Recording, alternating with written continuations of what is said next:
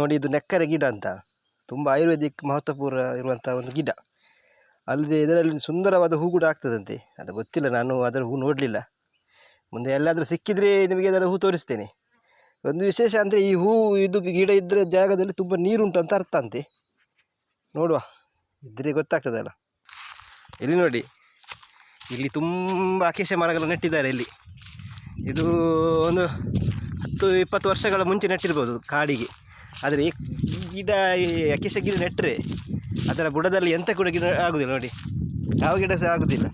ತುಂಬ ಪ್ರಾಬ್ಲಮ್ ಕೊಡುವ ಗಿಡ. ಯಾಕಂದರೆ ಇದು ನೀರಿನ ಭೂಮಿಯಿಂದ ನೀರನ್ನು ಸಾಕಷ್ಟು ಪ್ರಮಾಣವನ್ನು ಹೀರಿ ಬೇರೆ ಯಾವುದಕ್ಕೆ ಸಿಗದಾಗೆ ಅಂತರ್ಜಲವನ್ನು ಹಾಳು ಮಾಡ್ತದೆ ಅಂತ ಹೇಳ್ತಾರೆ. ಅದರ ಬಗ್ಗೆ ನಮಗೆ ಅಷ್ಟೊಂದು ಮಾಹಿತಿ ಇಲ್ಲ.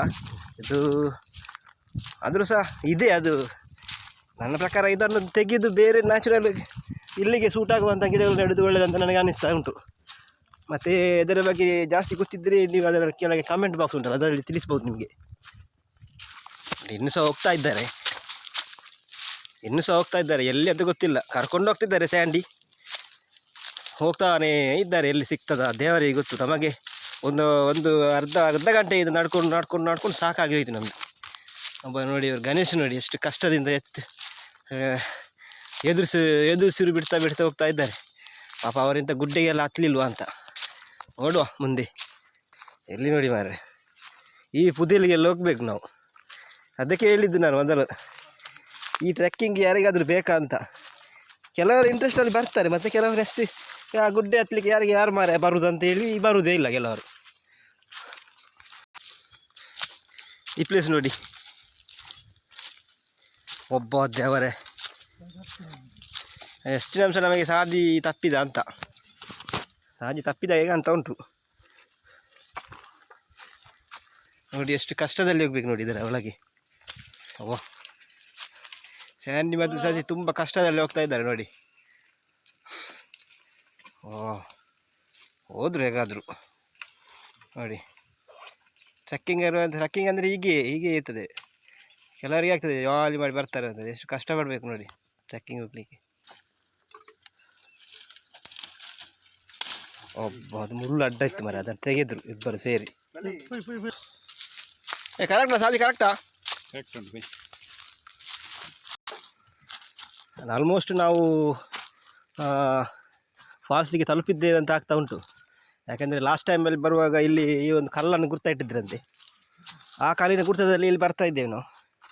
ಮಳೆಗಾಲದಲ್ಲಿ ಇದರಲ್ಲಿ ತುಂಬ ನೀರು ಹರಿಯುತ್ತದೆ ಅಂತ ಹೇಳ್ತಾ ಇದ್ದಾರೆ. ಯಾಕೆಂದರೆ ಈಗ ಕಲ್ಲು ನೋಡುವಾಗ ಗೊತ್ತಾಗ್ತದೆ ಫುಲ್ಲು ನೀರುಂಟಂತ. ನೋಡಿ, ಅಲ್ಲಿಂದ ಹೋಗಬೇಕು ನಾವು. ಇದು ಎತ್ತರದಲ್ಲಿ ಹೋಗಬೇಕು, ಈಗ ಗುಡ್ಡದಲ್ಲಿ.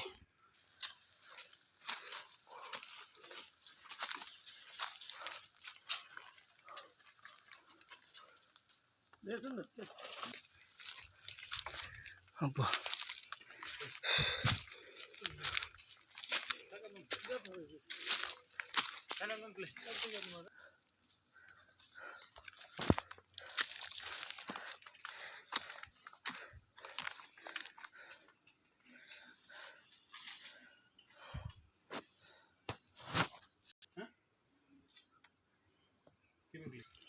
ನಮಗೆ ಎಲ್ಲಿ ಅಂತ ಗೊತ್ತಾಗ್ತಾ ಇಲ್ಲ ಈಗ.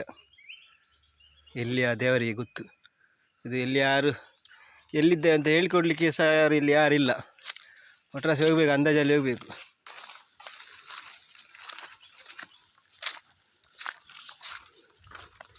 ಬಂತ ಅಂತ ಡೌಟು. ತಂಪಾಗ್ತಾ ಉಂಟು ನೀರಿನ ಪಸೆ. ಅದರಿಂದ ಇಲ್ಲಿ ಇರಬೇಕಂತ ನಮ್ಮದು ಅನಿಸಿಕೆ. ನೋಡಿ, ಬಂದೇ ಬಿಡ್ತು. ನಾವು ಆಗ ಒಂದು ಅರ್ಧ ಗಂಟೆಯಿಂದ ನಡ್ಕೊಂಡು ಬಂದವರಿಗೆ ಈಗ ಪ್ಲೇಸ್ ಹತ್ತಿರ ಆಗ್ತಾ ಇರುವಾಗ ತುಂಬ ಥ್ರಿಲ್ ಅನಿಸ್ತಾ ಉಂಟು. ನೀರಿನಷ್ಟು ಇಲ್ಲ ಅಂತ ಆಗ್ತದೆ ನಮಗೆ ಮೊದಲಿನಷ್ಟು. ಆದರೂ ಸಹ ಓಕೆ, ಪ್ರಾಬ್ಲಮ್ ಇಲ್ಲ. ಬಂದದ್ದಕ್ಕೆ ಒಂದು ಸಾರ್ಥಕ ಆಯ್ತು ಅಂತ ಅನಿಸ್ತಾ ಉಂಟು.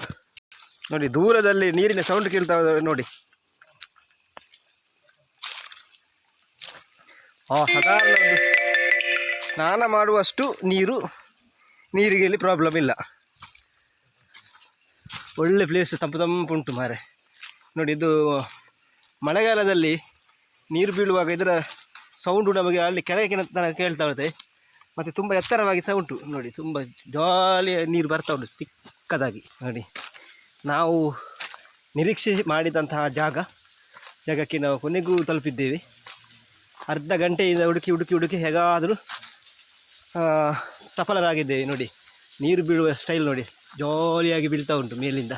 ಗುಡ್ಡ ಎಲ್ಲ ಕ್ಲೀನಾಗಿ ನೋಡಿ, ಎಷ್ಟು ಚೆಂದ ಉಂಟು ನೋಡಿ, ಬ್ಯೂಟಿಫುಲ್ ಪ್ಲೇಸ್.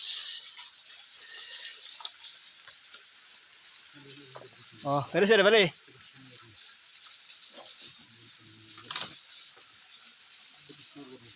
ಇಲ್ಲಿ ನೀರು ಬೀಳುವ ಸ್ಟೈಲ್ ನೋಡಿ, ಎಷ್ಟು ಚಂದದಾಗಿ ಬೀಳ್ತಾ ಉಂಟು, ಚಿಕ್ಕದಾಗಿ ನೋಡಿ. ಸಾಧಾರಣ ಸ್ವಲ್ಪ ನೀರುಂಟು ಸಾಕು ನಮಗೆ ಸ್ನಾನ ಮಾಡಲಿಕ್ಕೆ. ಸ್ವಲ್ಪ ಕಷ್ಟ ಅಂತ ಇದರಲ್ಲಿ, ಮುಖಕ್ಕೆಲ್ಲ ಹಾಕಬಹುದು ಅಷ್ಟೇ. ಸ್ನಾನ ಮಾಡಿ ನಿಲ್ಲಕ್ಕೆಲ್ಲ ಪ್ರಾಬ್ಲಮ್ ಆಗ್ತಾ ಉಂಟು ಇಲ್ಲಿ. ಓಕೆ, ಅದು ಸಹ ಬಂದದ್ದಕ್ಕೊಂದು ಇಷ್ಟ ಅದು ನೀರುಂಟಲ್ಲ, ಅದೇ ಒಂದು ಪುಣ್ಯ ನಮ್ಮದು. ಸ್ವಲ್ಪ ಲೇಟಾಗಿ ಬಂದರೆ ಇದು ಸಹ ಇರಲಿಕ್ಕಿಲ್ಲ, ಚಂದ ಉಂಟು ನೋಡಿ. ಆದರೂ ಸಹ ಅವರಿಗೆಲ್ಲ ನೀರಿಲ್ಲ ಅಂತ ಬೇಜಾರು. ಇಷ್ಟು ನೀರು ಇರೋದೇ ಪುಣ್ಯ. ಬಾ, ಮುಖ ತೊಳೆದ್ರೆ ಅಲ್ಲಿಂದ ಇಲ್ಲಿವರೆಗೆ ಬಂದದಕ್ಕೆ ಮುಖ ತೊಳೆದ್ರೆ ಅಬ್ಬಾ, ಶುದ್ಧವಾದ ನೀರು.